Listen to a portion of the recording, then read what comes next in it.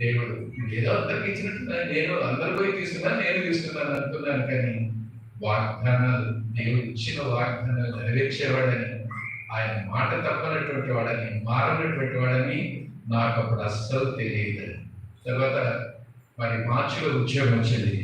ఉద్యోగం వచ్చినాక ఈ అమ్మాయి నా కోసం ఇంతకాలం వెయిట్ చేస్తుంది కదా ప్రభా, మరి తన విషయమే నేను ప్రార్థన చేసి వచ్చాను.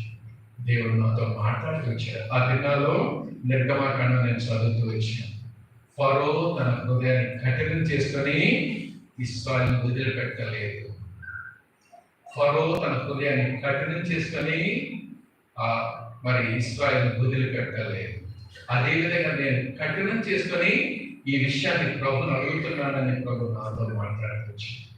ఆ అమ్మాయితో నేను చదువుతూ వచ్చాను. దేవుడు నీ విషయమై నాకు సమాధానం లేదు కాబట్టి నేను చేసుకోలేను అన్నాను.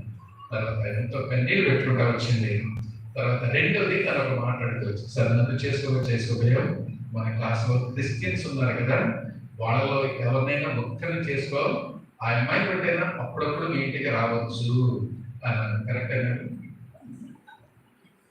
అది కూడా మంచిది కాదని నేను మౌనంగా ఉంటూ వచ్చాను. ఆ తర్వాత కడప నుంచి ఒక సంబంధాన్ని మరి ఒక దైవజనుడు తీసుకొని వస్తూ వచ్చాను. వచ్చిన తర్వాత కూర్చొని నాయన నీకోసమై ఒక కుటుంబం పంపించారు. సో వాళ్ళు రెడ్డిస్, ప్రభు నమ్ముకున్నారు. ఆయన అరేబియాలో 18 సంవత్సరాలు పనిచేశారు. 4 ఆడపిల్లలు, 2 మగపిల్లలు. కడపలో వాళ్ళకి 2 మంచి ఇళ్ళు ఉన్నాయి చెప్పారు.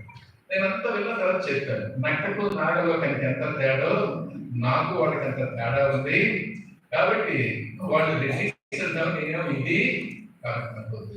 రెండోది, వాళ్ళు బాగా ఉండేవాళ్ళు అంటున్నావు, నేను చాలా పేదవాడు. వాళ్ళ ఇంట్లో అందరూ చదువుకున్న వాళ్ళని చెబుతున్నావు, నా ఇంట్లో ఎవరు చదువుతారు, అందరు కూడా మరి మొరటి వాళ్ళు. వాళ్ళకి మంచి ఇల్లు ఉన్నాయని చెబుతున్నావు, నాకు ఒక కూలీలు, కనీసం బాత్రూమ్ కూడా లేదు. మరి ఇలాంటి ఇంట్లో అలాంటి అమ్మాయి ఎలా ఉండగలుగుతుంది?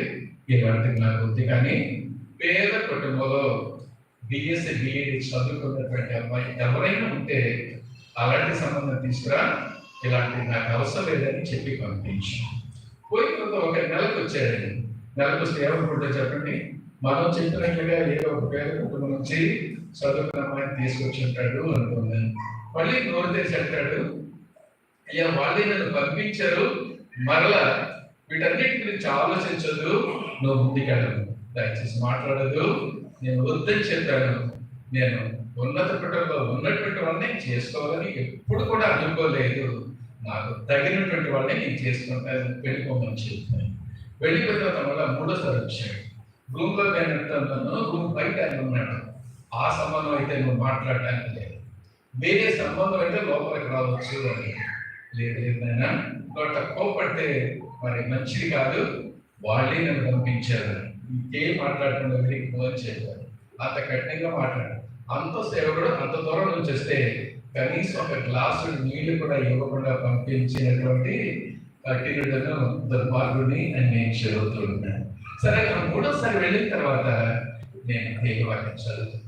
ప్రభా ఈ సంబంధం వద్దు అని నేను చెప్పాను. మళ్ళీ ఎందుకు మనిషి వచ్చాడు, ఉమ్మాను వచ్చాడు. మరి ఏంటి నీ ఉద్దేశం అంటే, ఆ దినం నా యొక్క పాఠం ఏంటంటే నిర్గమకాండం 3వ అధ్యాయం. మోషేని ఫరో దగ్గర వెళ్ళు అని 5 పర్యాలు అక్కడ ఉంటుంది. ఓహో, అక్కడికి వెళ్ళటం, ఆ అమ్మాయిని చూడటం దేవుడు చెప్పాను అనుకున్నాను.